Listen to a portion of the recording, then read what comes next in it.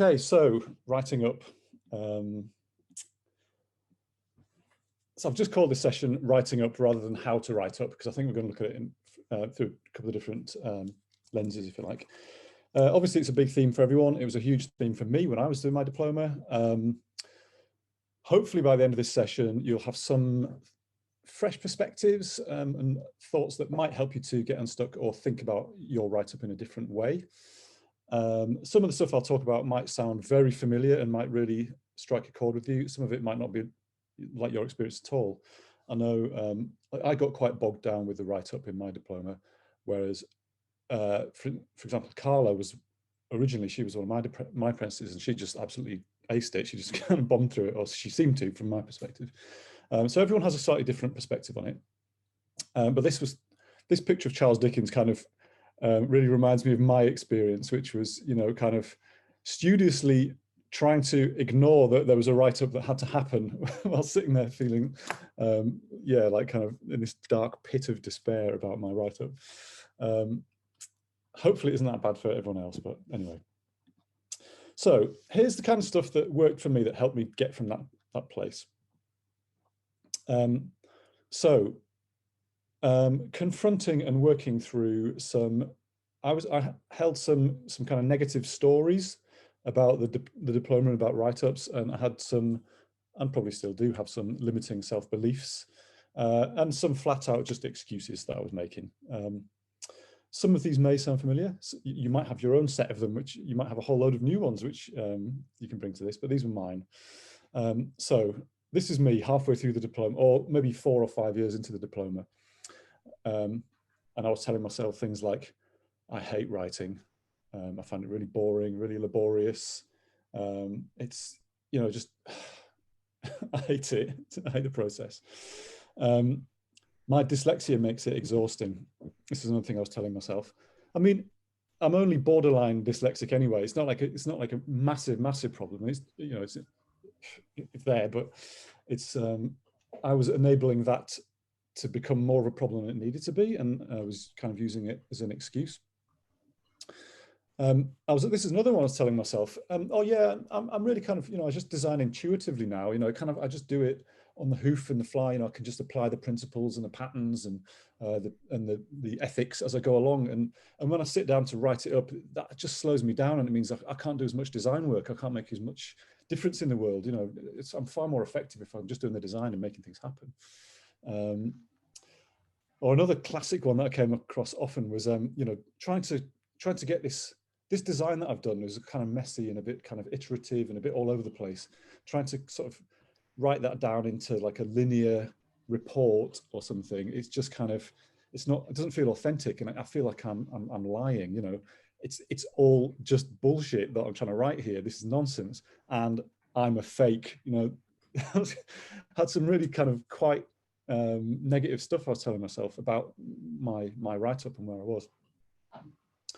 I also kind of felt like I don't know what good looks like. I didn't have a sense of what am I actually trying to achieve? What would a good design look like? What is enough? What's too much? You know, I was kind of flailing around, not knowing what I was actually aiming for. And then this is another one that I've heard myself say time and time again, which is the whole thing's just a box ticking exercise anyway. You know, what's the point of doing this diploma? You know, I can design. I know I can design. Why spend all this time, wasting all this time sitting down writing stuff up? And so some of these, I had to kind of confront them. And so things like I hate writing. Well, I can think of it as being a chore. I can think of it as just being something I've got to do, or I can think of it as something that can be quite enjoyable. My dyslexia makes it exhausting. Well, yes, it can do, but actually, what some of the strengths that come from being dyslexic are that I'm actually quite a visual person. I like working really graphically, so why not kind of use that turn that to my advantage.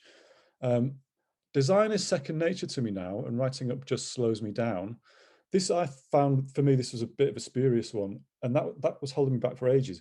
Once I actually got into writing up my designs, or presenting them, perhaps is a better term, I actually found that process of slowing down, revisiting work that I'd done, and then going through it really slowly and piecing together how to present it, that really made me reflect on those designs a lot more. And that I learned so much from revisiting designs and working through them. Or when I was just doing design work from the outset and thinking about how to present it, that slowing down, it just really, really helped me to develop as a designer.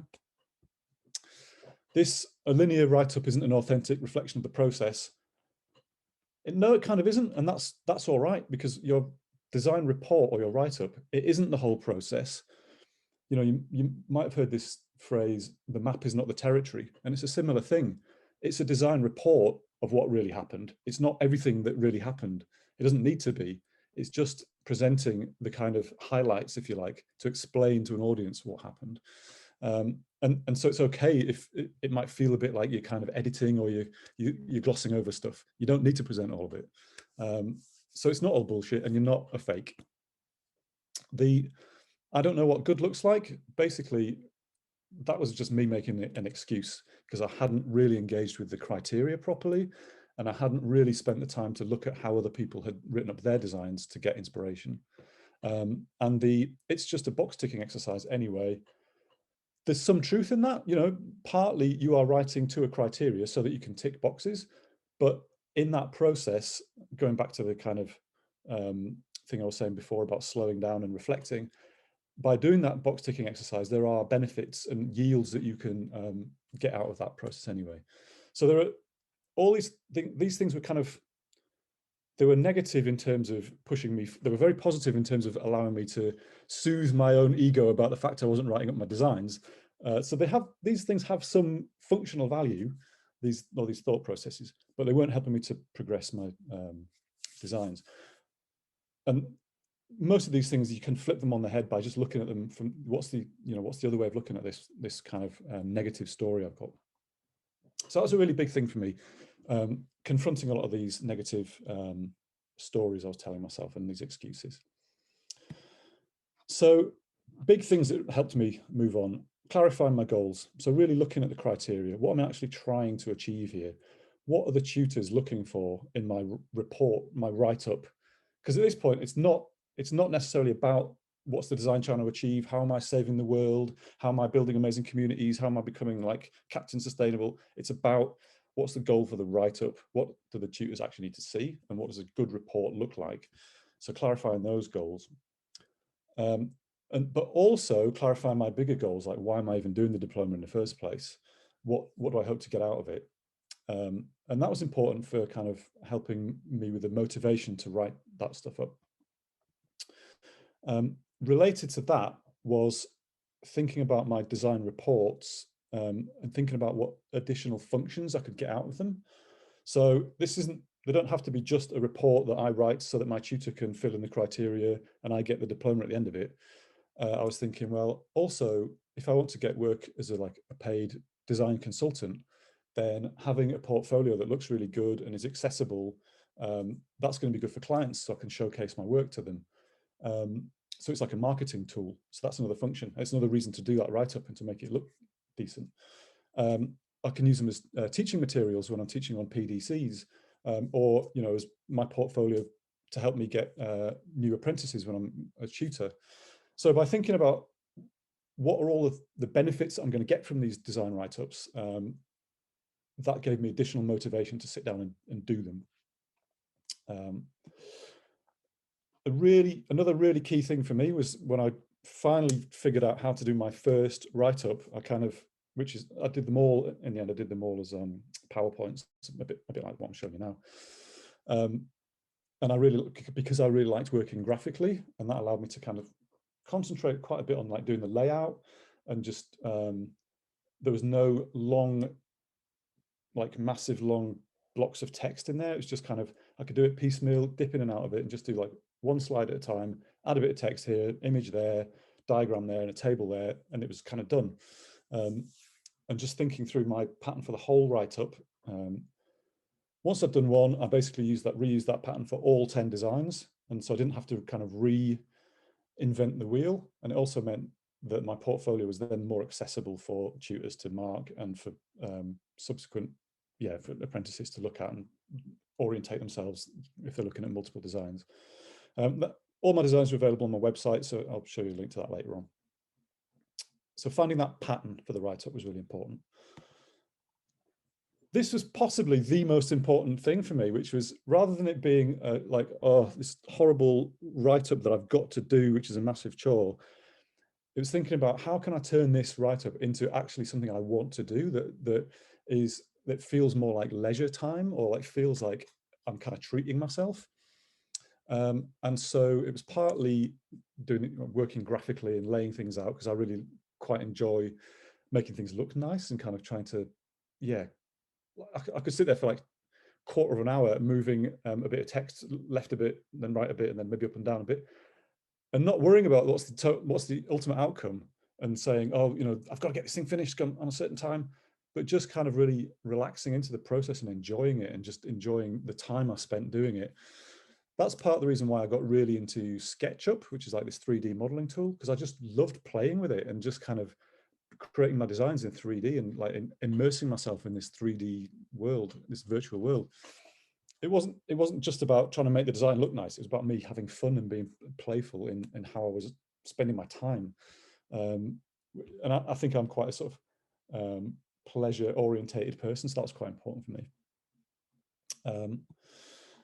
Then another thing was working. I didn't have one guild all the way through, but I sort of dropped in and out of a few different guilds, and I found there were two things in particular. One was having, like, arranging with my guild to say, right, let's all get together and have like a social one evening. We'll go to someone's house, we'll have dinner, and then I will commit to presenting one of my designs that's half written up at that guild meeting. So it wasn't like having to write up 5 designs for my IPA or whatever. It was just like, I'm going to commit to finishing this off. And that then made me accountable to my guild. You know, I would have to explain to them why I hadn't done it. I also joined another guild a bit later on, where 2 of the other people, there were 3 of us, and 2 of them had committed to submitting their portfolios for their IPA on a certain date. So at that point I was like, right, I'm not going to be the laggard left behind. I'm going to make sure that I keep up with them. So there's a little bit of competition, and you know, sometimes in permaculture there's this principle of cooperation, not competition. But I think actually cooperation and competition, I think a little bit of competition can be really healthy. It can really help to motivate you. So there was that. So that's kind of all the things that worked for me. I'm just going to open it out to other tutors now and just ask if you've got any top tips or anything you'd like to add to what I've just said. We've got probably about 10 minutes for that. So I'll tell you, I might just pick on you. So I'm going to start with Carla, because Carla, you were amazing at writing up. So Carla, have you got anything you want to chuck in? Yeah, I can say something. So one thing I've hunted out, I don't know whether you can see it because I can't see my screen now, or whatever. Anyway, I'll carry on talking, and Joe, just tell me if this is not visible, because so I did, because I'm sort of an artist, I like playing with paper. So this was something that I did, but it was for my first design. And so, yeah, that was just playing with materials and using it quite simply to just write different things at different points in the paper. I think you can see there's a double sheet, like a little mini book at the back of there. I would totally say that since doing my diploma, though, what Joe did in terms of doing a repeating layout, I find so much easier. So I think I set off with thinking I'll do different things, and then changed and thought, yeah, it's too much work in a way. So it was really helpful, but I'm also someone who thinks on paper and writing. So I found the process of writing really helpful as a thought-provoking process. So yeah, so that's just a couple of thoughts, but I'd be interested to hear from other people. So I'll pass it back to you, Joe. Thanks, Carla. Katie, I know you had some specific thoughts about the term write-up. Yeah, hi everyone again. Yeah, so I mean, certainly when I was an apprentice doing my portfolio for my diploma, all of my designs were written documents. I did a couple of them were very photograph orientated, so they were based around a series of photos. Since I've been designing post-diploma, and yeah, I love designing now. So I'm just a complete designing geek really for permaculture stuff. I'm really enjoying and embracing really other ways of documenting. So I'm preferring to refer to designs as being documented rather than, or shared rather than written up. Because I think there's a lot of different ways. I mean, the handbook, the diploma handbook definitely talks about different ways of presenting or sharing, documenting designs. But I'm really enjoying and seeing it as part of my role as a diploma tutor, really, to really kind of experiment and experience some of those different ways. So videoing designs, perhaps doing an audio of designs, perhaps even, you know, recording a podcast episode about a design. Going, yeah, a series of photographs, I think for me, yeah, really enjoyed that. Using a blog even, you know, setting up, there's lots of free ways of setting up blogs, very easy to set up blogs, you know, maybe even a series of blog posts as a design way of design documenting. Yeah, I'm personally, I'm doing an art and design course at the moment, and I'm going to be doing modules in 3D modelling and things, and I'm looking at that, you know, perhaps, you know, documenting, sharing a design through creating a 3D model. And it's the, you know, the list is endless really, as long as we're meeting, and I feel for, you know, my role as a tutor, that my design documenting should be meeting the assessment criteria, you know, because that's we've established that that's a really, you know, that's a good and useful standard to be at. Then it can literally be in any way really, as long as it's suitable for the person that you're, or the organisation that you're doing that design for. So yeah, that's some of my thoughts. Great. Thanks, Joe. Thanks, Katie. And I'm going to come to Barry next. I hope it's all right with me just putting everyone on the spot. But because Barry, I know you use video in your portfolio and use quite a few different media. Do you want to say some of your top tips? Yeah, sure. So first thing I'd like to share is I finished in March earlier this year. I was on the diploma for 7 years, and I really connect and feel a lot of the experiences that are going on already in people, you know, lots of the stuff that people have shared. I had a complete wow moment and a breakthrough moment when I reconnected what my intentions were and my goal were for my diploma. What was it going to give me, make possible for me, and do for me? And when I reconnected with what that goal was, that gave me a sense of kind of purpose. You know, all of a sudden these write-ups had a new reason for coming into being. And what blew me away is this story and narrative I developed around, oh, I'm not going to, much like Joe and others have experienced, completely flipped. And I went to the point where I can't wait to sit down and do this next video. I can't wait to put this PowerPoint together. You know, when can I next write up? And I'm not taking a mick. It blew me away. So there was something about that, you know, you may kind of asking my question, what if my next write-up was the best, most exciting thing I've done into a diploma journey so far? You know, what would I have to do? What might that look like? What support might I need? You know, really kind of being focused on it. Lighting a candle, sticking some music on, chilling out, doing whatever you need to do for yourself. One top tip around video would be from myself, would be I needed something next to me. I needed like a bullet point list to make sure that once I hit send and share that video, my tutor wasn't going to come back and say, yeah, you didn't mention this, you didn't do this, you didn't do that, you didn't do that. And then I was going to end up in a big mess trying to edit it. So have a script next to me. That would be it. The other last one I would share quickly would be friendly competition. So I had a response partner, my amazing response partner, Jenny Brooks. We still meet up once a month. And she, through the encouragement of Wilf, my tutor, threw the gauntlet down to me and said, let's accredit at the next diploma gathering. And I said, yeah, let's. So every month we would check in and we would commit to each other and hold each other accountable. And that was really, really fun. So yeah, have some fun, make it fun. What if your diploma write-ups were fun? How cool would that be? Yeah, I totally chimes with my experience. I know Hannah Thorogood calls it the ping, when apprentices suddenly go from this kind of being stuck and a bit like, oh, this is hard work and it's so much effort, to suddenly like ping, oh, this is like loads of fun and I'm really like kind of excited and motivated. And yeah, for me, I had that same experience of yeah, it's that kind of problem is the solution thing, isn't it? It's like turning all that negativity into actually what are the positives here and how can I make this something I'm really enjoying and really proud of. So anyway, moving on to your tutor then. So Wilf, have you got any top tips for writing up that you support your apprentices with?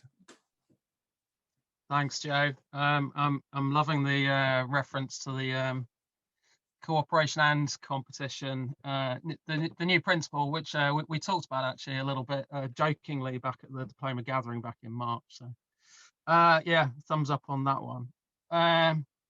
Yeah, so I finished my diploma back in about 2003, I think. So my approach back then is probably not particularly relevant now. But I had a lot of kind of professional landscape related work and a lot of professional community development work.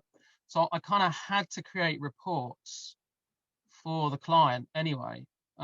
So it was very simply kind of just doing that for them, but then could then submit it as part of the diploma. So there was a high level of motivation there anyway.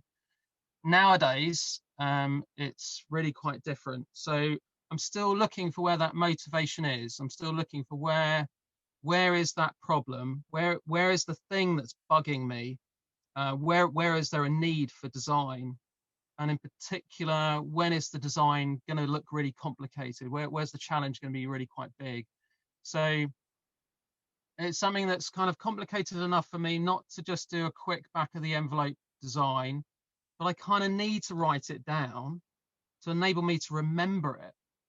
So, because, here in our small holding, I'm dealing with some quite large things. I break them down from projects into smaller designs, around the kind of hens or the veg box, or some kind of social aspects or personal designs. And so I find that identification of that challenge and that personal motivation, really helps me to do that writing, to make that change, basically. And the other thing that's really important for me is about routine with this. So over the last 4 or 5 years, I've now had a kind of morning routine that's kind of evolved. That in itself is a design. But part of that morning routine is about 30 minutes, 40 minutes sometimes of writing.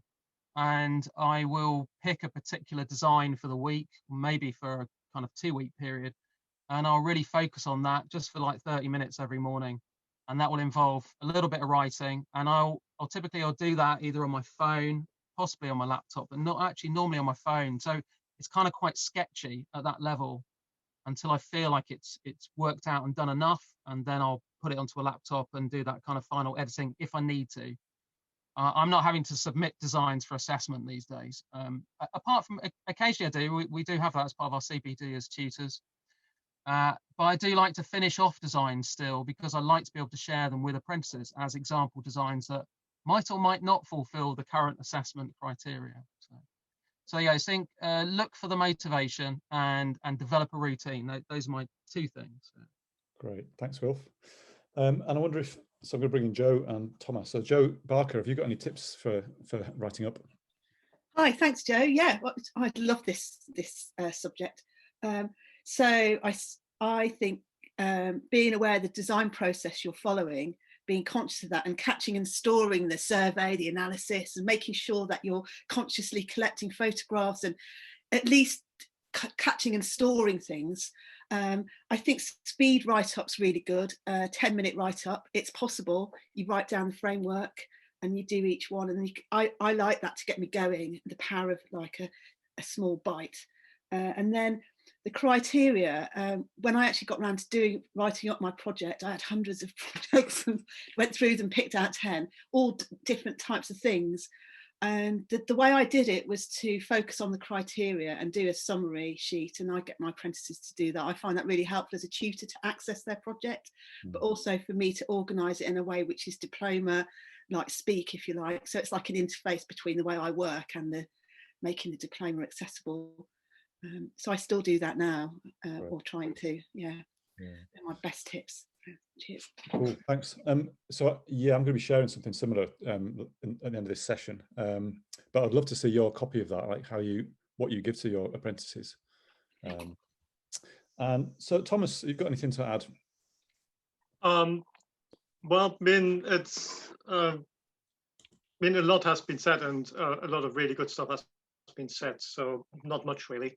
One thing maybe is that kind of think about a quick win, and at the beginning, and kind of just really think about like what are the minimum criteria, and so the new criteria guide is quite specific about that.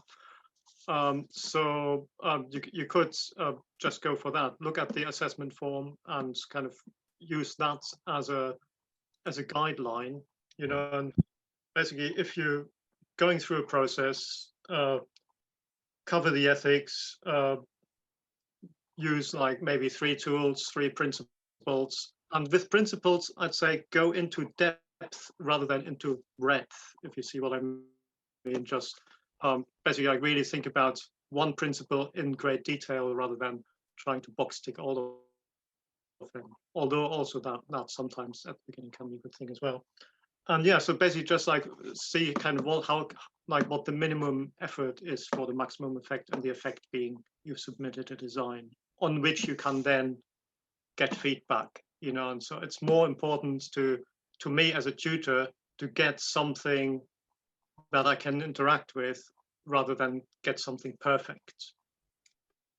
So yeah, just don't let the perfect be the enemy of the good, so just give me something to assess, and then I can help you make it better if it needs to be better. Yeah. I love that. Don't let perfect be the enemy of the good. I think that's a kind of great guiding principle for life generally, I think. Right, thanks. So thanks. Is there any other tutors here lurking that I've forgotten? I think that's everyone, isn't it? Yeah, cool.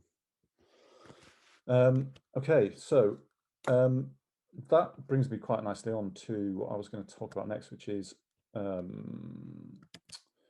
sources of support. Let me just see what am I going to share here. So there's various different places where you can get some support from. I'm just going to share my screen again.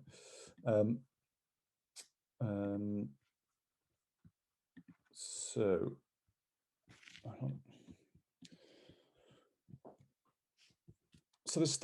there's obviously quite a lot of stuff that the association offers, and they've got this amazing new website now. So there's a whole load of resources on here which you can use, and like Thomas has done a huge amount of work coordinating a lot of this, but there's input from loads of people on here. So key things to look at so if you just go to diploma.permaculture.org.uk, and then you can find all this stuff. So I'm sure a lot of you will already be really familiar with this, so I'm probably telling you stuff you already know, but if you haven't been there recently, check it out. In particular, there are lots of designs that have been uploaded by other apprentices and tutors, and cheating or plagiarism. It's pretty difficult to plagiarize somebody else's design if you're actually doing a design, but you can totally get inspiration from how other people have written up. I've put all my designs on there, so you can see the pattern that I used for all my designs. Yeah, basically go and have a look and get some inspiration from other people. And then another thing is use the tutors.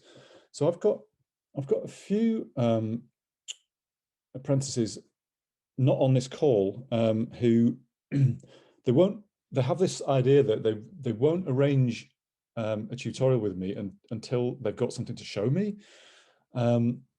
And I think in a way that's kind of missing an opportunity, because not having something to show me indicates that there's probably something you could do some help with to get you to the point where you've got something to show me. And so as a tutor, it's quite frustrating to have apprentices who you kind of think, I know they're struggling, I know they're stuck, and I know they're kind of probably somewhere like where I was when I was really in this kind of negative stuck place. You know, we all want to help, so please, you know, use the tutors. We're here for you. And then on my own personal website, so Joe Atkinson, permaculture.com, I've put some resources up here which are they're free for you to download. And essentially I've created a diploma design write-up template. This is kind of, it's an evolution from the pattern that I used for my own write-ups. And I've kind of developed it so it's essentially just, it's based on SADIM, the SADIM design framework. So it kind of goes through saying, right, survey, do these tools, like do a base map, do a client interview, do, I don't know, capture weather data. Next, and in fact, I'll talk through, I'll show you through it in a minute. So it's basically takes you through step by step what to include in your write-up. All you need to do is fill it in. And that could be your, you know, your first design could be done. And then, so that's kind of this top half up here, the write-up template bit. And then there are two documents below here. There's the assessment form at the bottom. That's what we tutors use to assess your designs. So that's the criteria. That's exactly how we'll be marking it and what we're looking for. And then, so that's what we use. And then based on that, I've created like a self-assessment form. It uses all the same criteria, but it just acts as a checklist for you to say, right, yes, I've completed that, and here it is on that design. And then here's how I think that my evidence meets that criteria. And that just, it means you can essentially mark it yourself using the same criteria. So then when you know that you've achieved the right level, and you can hand it in confident that it's probably going to sail through. So going back to the thing I was saying before about having a pattern to write up your designs, there's a pattern for you that you can download it, copy it, adapt it for your needs so it works for you.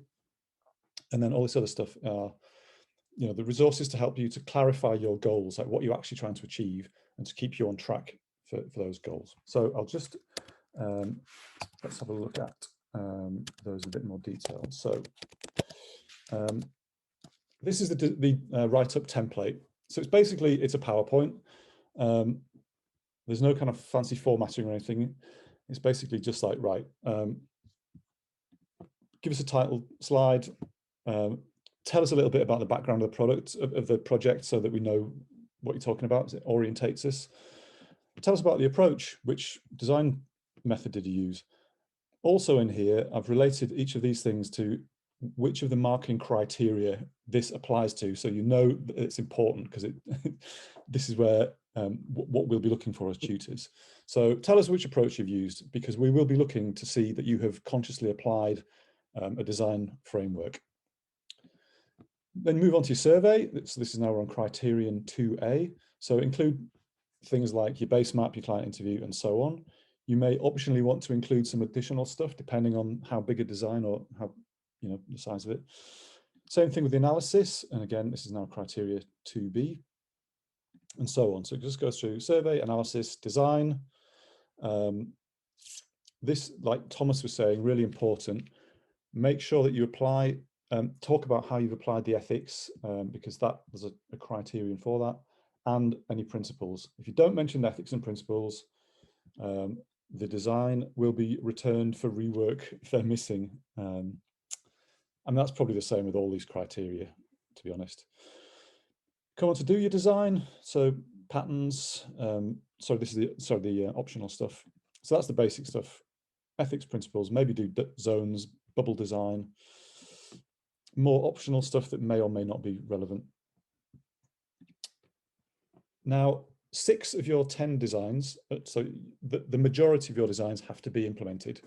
So this is kind of a little bit optional, but if the design is implemented, then we want to see an implementation section. If it isn't going to be implemented, you could just put like a single slide in, how would this be implemented? Or here's a simple plan, and it could be as simple as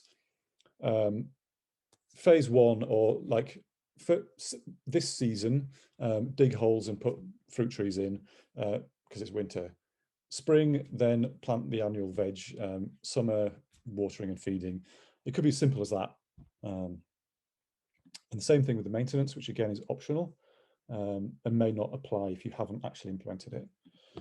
We really want to see an evaluation of the design.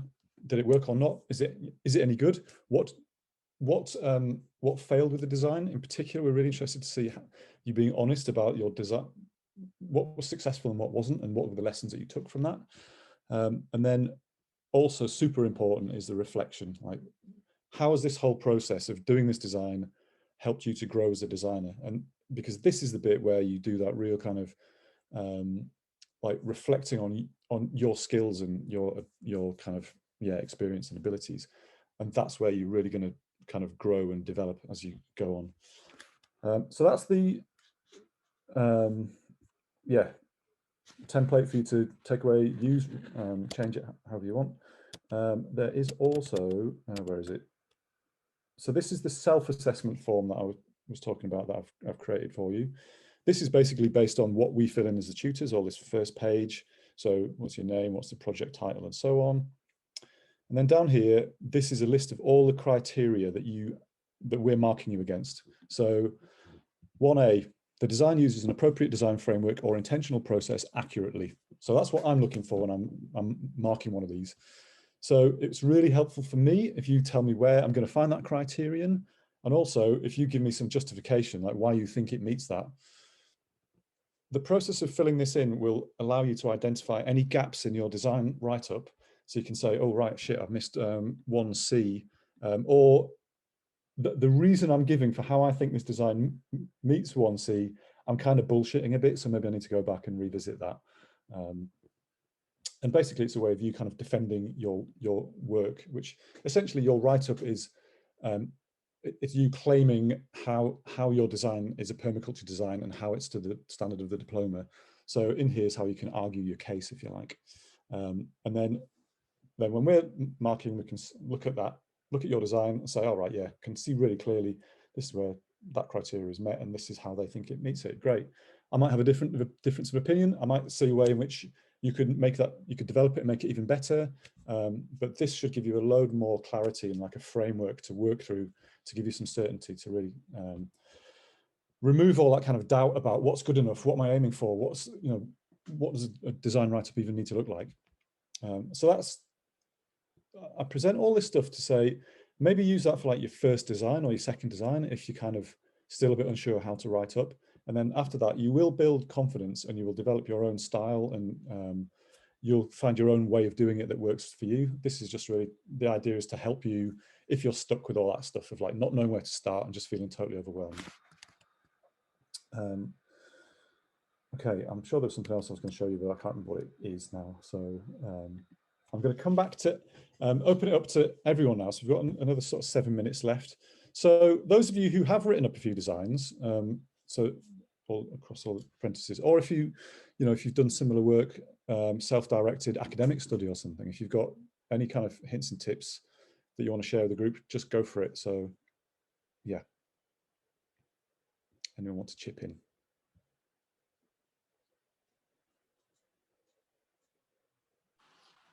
I've just got another quickie to add, Joe. I've actually put it on the chat, but one thing I found really helpful during my time as an apprentice and also now is to actually physically have a physical notice board that is somewhere really observable, maybe near the kettle or in your kitchen or wherever you hang out in your house most, and just like use it like literally so that you can write something down on a scrap of paper and stick it on the board, or you've maybe taken a photograph that you can print off and stick that on the board, and then you're growing your design, you're physically growing it for all that stuff that was just in your head that you're thinking, oh, I'm not getting it down, I'm not getting it documented, and it gets a bigger and bigger issue actually because it's all there, and also you're seeing it all the time, so you're reminded about that design that you're working on, and it can just be like really super useful to kind of kickstart maybe or add that little extra layer of motivation and inspiration to get on and complete it because you're doing it and you've got the evidence there that you are doing it. So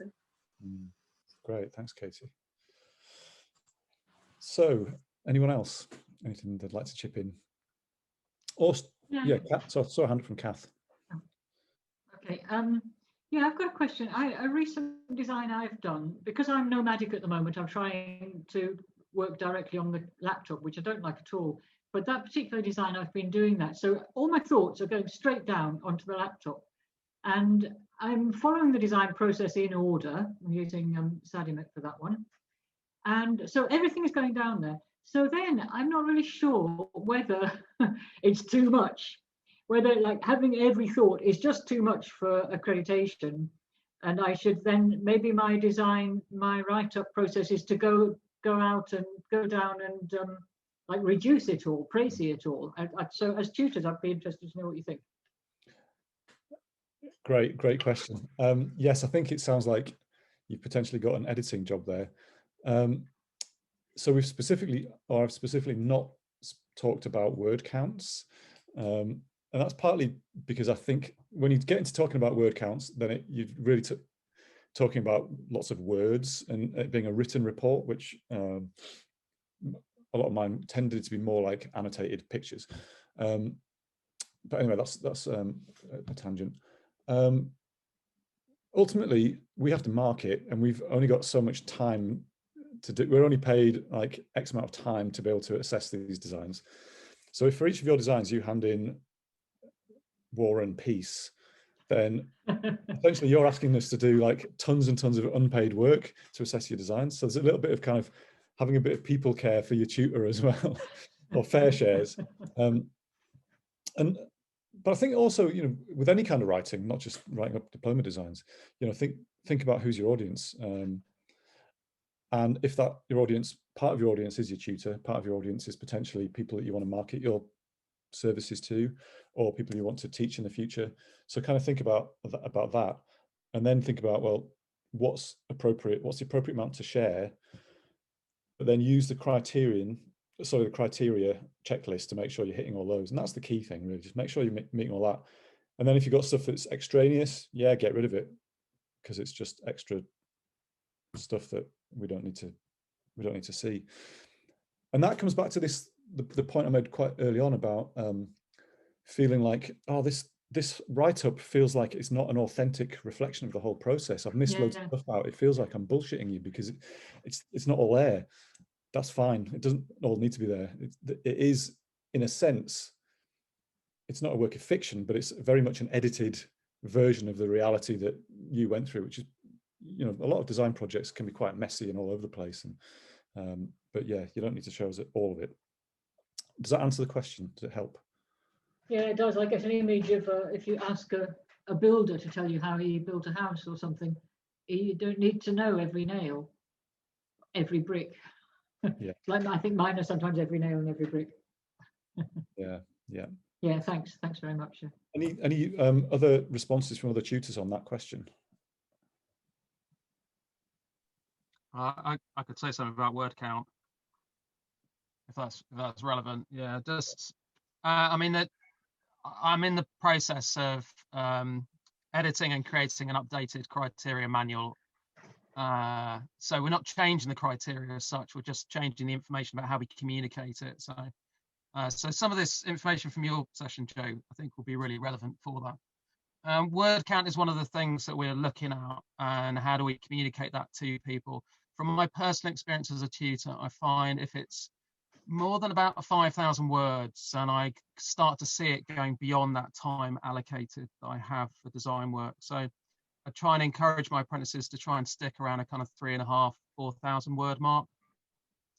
If it starts to get beyond about 7,000 words, then either I just accept it's a one-off large design within the portfolio, or there's a possibility that it needs more editing, or possibly that it's actually two designs within a larger project. So, and the other thing is, I think to add is about supporting evidence, which is one of the criteria. We kind of do need to see supporting evidence. We don't necessarily need to read it in detail, but if you've got something you feel is important that gives that authenticity, that that shows evidence and proof that something actually happened, then you just put it into an appendix, you know, and so we can kind of quickly glance at it and go, oh yeah, that really did happen. But we don't necessarily need to read that detailed journal or that, you know, list of invoices or every nail, as you put it, which I quite like. That's a nice way of putting it. Yeah. Great, thanks, Wilf. I'm conscious that it's 11:45, and I think with Zoom calls, it's really important to make sure that you get time to get away from the screen. So I'm going to be a bit strict and say, let's stop and have a break. I'm going to put loads of links somewhere where we can share them. Initially on the Jamboard, but some people can't access it. So we will make sure that you get links to all this stuff that we've covered. Thanks for your time and for listening.